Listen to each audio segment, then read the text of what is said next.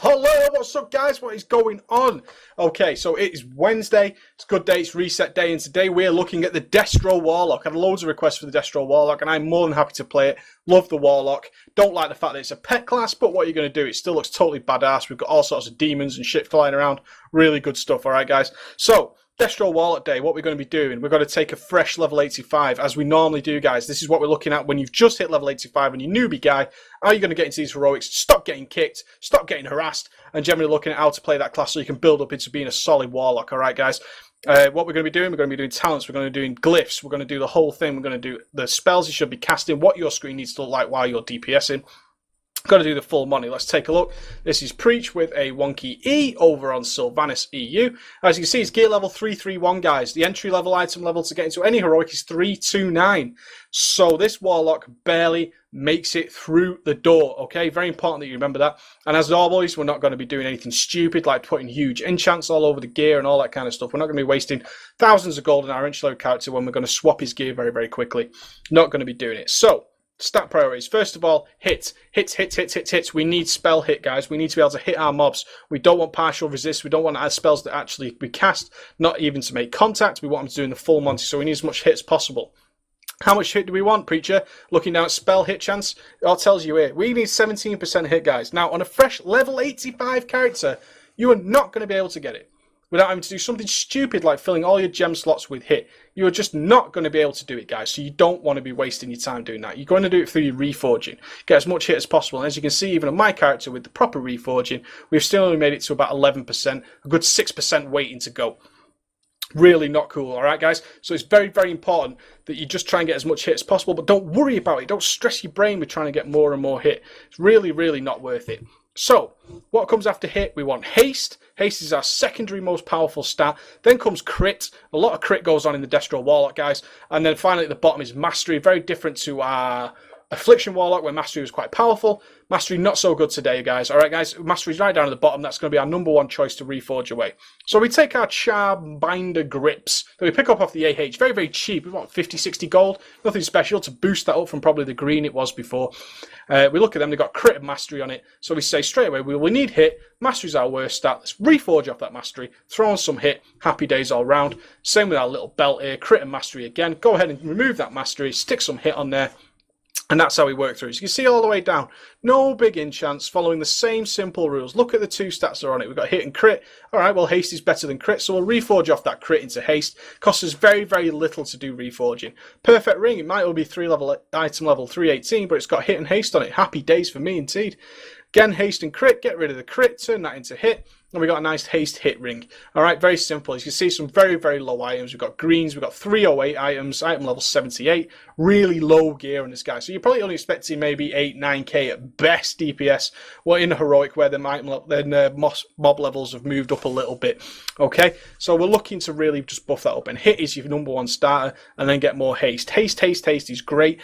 Going to increase your speed of your casting your spells. They're going to tick that little bit more. We're going to get into a more advanced discussion on haste in later guides, but as it stands, hit, haste, crit, mastery. Dead easy. Really simple. In terms of your gemming, you've got a red slot, or you've got an item that's not giving you a nice big intellect bonus, you're just going to stick a red gem in there. A nice big fat 40-inch gem in there. If you've got an item that's giving you a nice intellect bonus, more than 10 is a nice intellect bonus, guys. 10 intellect is not a nice bonus particularly, unless you're getting it anyway from it being red slots. But if it's sort of a blue and a yellow slot with a 10-inch bonus, you're just going to stick 40-inch gems in there. Really simple thinking behind that. If we look at the hat, I don't even have 3 gem slots on this character, so I have no meta gem. But if you've got that, it's got a 30-inch bonus, we want to pick that up, and it's a yellow slot. That gem of choice there is a 20-inch, 20 haste gem, okay? So we said haste is our best secondary stat. If we go ahead and stick a red gem in there, we're going to lose that 30 intellect bonus. We don't want that. We might as well put a 20-inch, 20 haste gem in there, get 50 intellect overall, much better than a 40-inch that we get from a single gem. Really simple idea, right, guys? Just work out, will I get more int? Int is your most powerful. You can't reforge to it. You can only get more by gemming. Think about if I put a straight intellect gem in there, or I put a blue gem in there, which will give me more int? Very simple thinking, guys. That's all you need to think about when you gem your character. And if it's the case, if you need a blue spot, a blue gem, go ahead and stick an intellect hit gem in there and pick up the int bonus. But only if you're going to pick up a nice big int bonus, at least 20. I've never seen a 15 int bonus. It's got to be more than 10 anyway. That's what we're looking at, all right, guys? Very simple stuff. So, no enchants or anything special on this guy. He's an alchemist, so he does use the alchemy buff. That's it. And he's got the alchemist gem. That's the only way he was able to even get into heroics. Look at talents. Let's talk about our talents a little bit. Destro Warlocks are very basic, guys. We're a fire Warlock, pretty much. We are a fiery Warlock. We don't really do a lot of shadow damage at all. Get rid of shadow. That's for the other trees. We are fire, fire, fire. Immolate is our crucial spell, and that gets buffed all the way down the tree and via glyphs. And we'll talk about Immolate a little bit more, but we want Immolate on all the time. So we're going to be making sure our Immolate is buffed by 20% damage on that. Shadow and Flame is our crit debuff. We'd like to do big fat crits as a Destro Warlock. We like biggie crits because we're going to be doing a lot of big nuka spells, like our Chaos Bolt and our Incinerate. So we need to get a debuff on it. It's going to give us 5% more crit and also increases the damage done by our Incinerate anyway by a fat 12%. Beautiful. Bane, reduce the cast time of our Chaos Bolt and Immolate spells. We use Chaos Bolt and Immolate as Destro, so really nice to be casting them faster so we can get more spells out. Ember Storm, reduce the cast time of our Soulfire. Now, Soulfire is very important, guys, and I'll talk about that in a second. And our Incinerate by another quarter of a second, so we're getting this more faster, big, heavy-hitting spells out. Okay, improve Soulfire. When we cast Soulfire, it increases the fire and shadow damage done by 8% for 15 seconds. Let me show you this bad boy. You're going to like this. Oh yeah! We get this buff. Improved Soulfire. Very, very important, okay? We've got 8% damage buff to our fire and shadow spells. So our aim, your number one aim when you start DPSing on your Warlock is to keep this buff up as much as humanly possible, alright guys? Very important that you keep that buff up. And that's what we're aiming to do. Even to the point of hard casting it. If it runs out, you haven't had an instant cast spell, which we'll talk about later. You're just going to hard cast it to get that buff up, because 8% damage is a lot, guys. Backdraft, our spell when we pick up going to the Destro tree is Conflagrate, which only works when Immolate is on the target. Again, we need Immolate up 100% to be able to use Conflagrate. When we do Conflagrate, we're going to get a buff called Backdraft. It's going to buff our next 3 Incinerates and Chaos Bolts by 30%. It's going to be really, really fast Incinerate straight after. So you want to be conflagging on cooldown. Keep that on cooldown, fire out a lot of Incinerates and keep your Chaos Bolt going.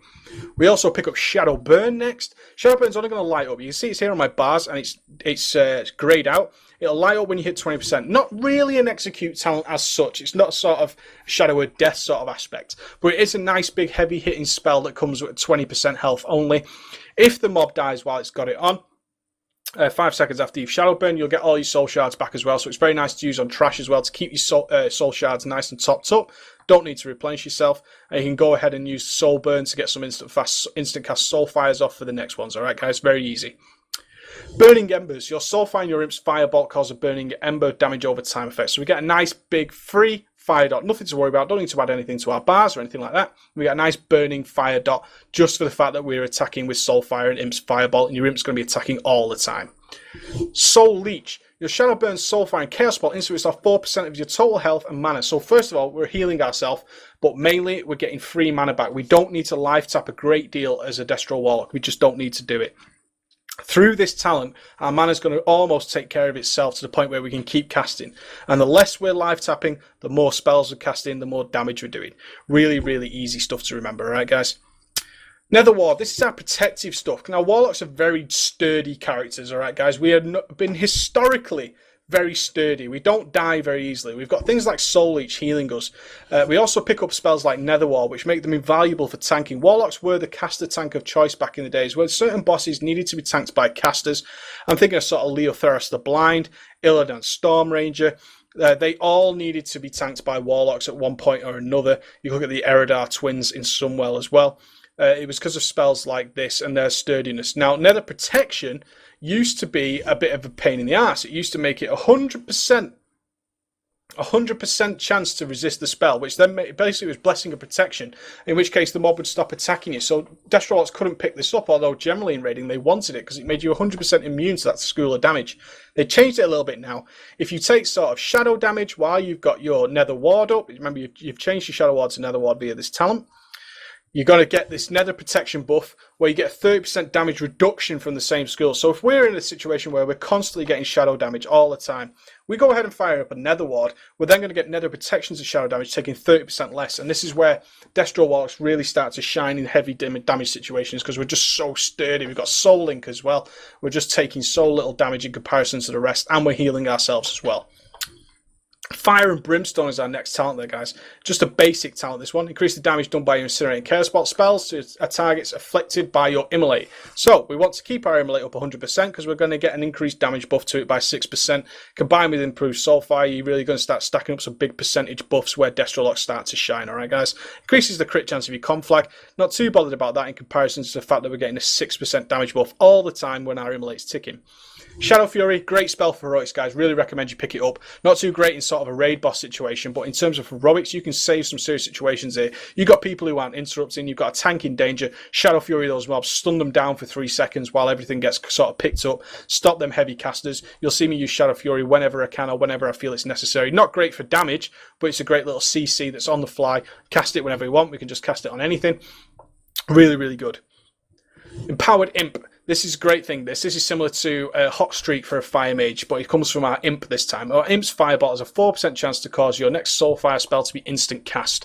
So we get this instant cast Soulfire where we can keep this buff up even easier. That's important. And also going to be a bit of a pain in the ass for you guys because your buff's going to run out. You're going to hard cast your Soulfire. Hard casting just means that you cast it yourself for the full duration. It's a long cast.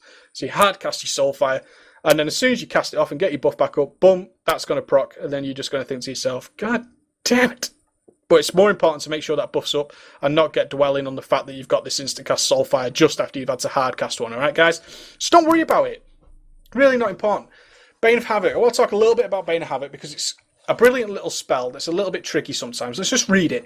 Bane's the target for 5 minutes. Now let's take that sentence straight away. Banes. We've got Banes already, haven't we? We've got Bane of Doom, which lasts for a very long time and ticks very hard, and we want Bane of Doom to be ticking on our bosses all the time. We've also got Bane of Agony. Bane of Agony is pretty crap for a Warlock. It's nothing special because we don't buff our shadow damage or we buff Bane of Agony anywhere. So it's pretty crappy, guys. It's just nothing great. But then comes Bane of Havoc.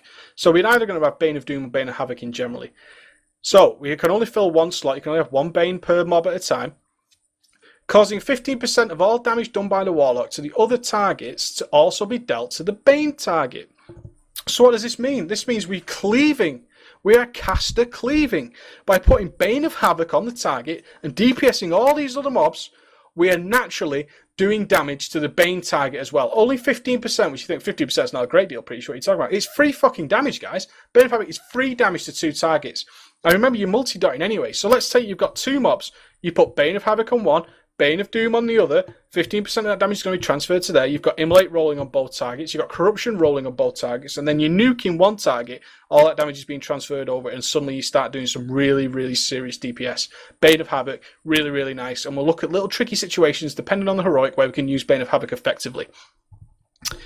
Our final talent there is Chaos Bolt. Chaos Bolt's a little bit gimmicky. It was designed to sort of go through shields and stuff. But so you kind of think that's a bit of a PvP thing. But in general, it hits harder than Incinerate, guys. So whenever Chaos Bolt is on cooldown, off cooldown, and we are doing our normal filler DPS, which would usually be Incinerate, fire off a Chaos Bolt. Nothing special. It hits a little bit harder. Bit gimmicky. Not a fan of it particularly. I don't think it's necessary anymore, but still quite nice, and it looks quite cool. End of story.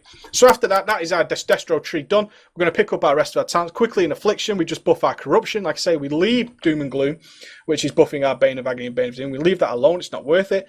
We pick up Improved Corruption. Now, Destro, as you might not suspect, is actually very dependent on your Imp. Your Imp's going to be sort of the second source of casting damage done. It's going to just continuously cast away. Very important to look after it. So this is why we pick up these talents. We're healing our pet when we do damage. 15% of the amount of damage we do, we're going to heal our pet up, so he looks after himself sort of on his own. Remember, if I've talked in past videos, I hate pet classes. Looking after my pet is a pain in the ass. This is going to sort of look after him on his own. We then pick up Dark Arts, which buffs his Firebolt, which he's going to cast constantly. And we also pick up Mana Feed. When our demon critically hits with his base attack, which is his Firebolt in our case, he's instantly going to gain 4% of his total mana. He's going to crit a great deal because he's going to benefit from all your stats as well. And when we live tap, he's going to get 60% of the mana you gain. So he's never going to have mana issues. Our little Volop, you see I've got Volop here with his mana bar and his health. Volop's going to be absolutely baller. He's going to stand on his own and just mock everybody because he's just going to keep DPS. And he doesn't need to move from fire, does he? Balls, man, because you're going to be healing with the damage you do anyway. He's going to laugh his face off and just keep DPSing away. Quick look over at our Glyphs. Glyphs of the Warlock, very shit. I said to you in the past on the Affliction video, Warlock Glyphs are garbage, can't stand them. But the main primes, this is what you need. The rest of them you can pick and choose whatever you want, guys, pretty much. Glyph of Immolate, increase the periodic damage done by Immolate by 10%. Immolate's going to be ticking constantly, so we want that. Glyph of Conflag gives us that backdraft buff, so the 2-second reduction on that means we get more and more hasted incinerates and chaos bolts out. And our Glyph of Imp increases damage done by our Imp's firebolt. It's going to be casting constantly, more than even you can cast. Your Imp is just going to be firing. So the more damage he does with that, the more damage for us. Really nice. The only other glyph of worth mention for me is Glyph of Life Tap. As we said with Soul Lich, we don't need to life tap that much, guys. We really just do not need to do it. But with Glyph of Life Tap, if we do need to life tap, it's going to be that much faster. A half-second cooldown on that. Combined with our haste, it's just going to be bam, bam, bam, bam, bam. We can life tap it out. And we're moving again and we're on the go. Alright guys, looking at spells we need to have up. If we're looking at a boss situation, I'll talk about, we'll look at Trash while I'm in the Heroic, but in terms of a boss situation, you're going to want your Bane up, you're going to want your Curse up, Curse of Elements if nobody else is providing that buff. We want Curse of Elements up. You want your Corruption up, you want your Immolate up, and while that's ticking away, you also want your Soulfire. You want your Soulfire buff up. Come on, did I miss? I missed Soulfire. This is why we need the spell hit. You know, things like that just really get on your nerves, don't they? Okay, so we've got our Soulfire buff up, as you can see here. And in between that, we're just going to make sure our Immolate is up. And our... Oh, I missed again. Oh. Immolate, Corruption, Bane, Improve Soulfire. In between, we're just going to be conflagging to get our backdraft. And then filling that space in with Chaos Bolt and Incinerate. And here's our buff for our Improved Soulfire instant cast. You saw that there. Really, really easy. Keep your Immolate going. Keep Conflag going. Dead easy stuff. Keep backdraft up. And just keep DPSing. Not the easiest of specs to play for a newcomer by any means. If you're new to the game, Warlock's probably not the best for you to sort of push yourself out. I wouldn't say so. We have one big DPS cooldown, and that is our Demon Soul.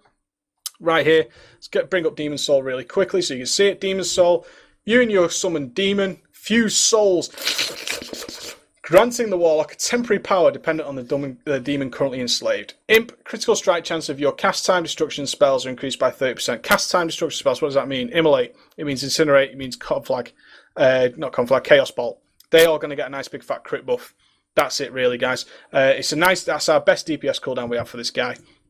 But remember, your Imp gains a little bit of benefit of that as well. So it's a nice DPS cooldown. Try and use it when your trinkets are up to get some big fatty crits. Your Soulfire is going to be included in that as well. Even if you do the instant cast with Soulburn, which is what I recommend, at the start of a pull, you're still going to get the benefit of that. Alright guys, so Demon Soul when your trinkets proc. I don't have great trinkets on this, guys, you've seen. But anyway, we're going to take our 3-3-1 game Warlock. I'm going to throw him in Heroic and see if we can push out some nice DPS. Alright guys, catch you next video.